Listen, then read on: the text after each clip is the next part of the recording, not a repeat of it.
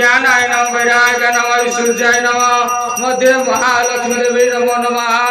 ओम भगवते स्वाहा मत्स्यादि दशावतार देवताभ्यो यथा विभागं गुरुतो नैवेद्य स्वाहा नैवेद्यं ध्यातमन सुधा प्रणादि पंचमुद्रा प्रदर्श्य हस्ते भुजांग पुष्पांजलि गृहीत्वा हे रामा पुरुषोत्तम नरहरि नारायण केशव गोविंद गरुड़ ध्वज गुणनिधे दामोदर माधव हे कृष्ण कमलापते जदुपते सीतापते श्रीपते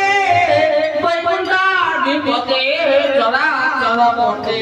गुणार्थ कुसुमांजलि तव चरणारविंद जुगल भक्ति पूर्ण पुष्पांजलि समर्पयामि संतोषं भव।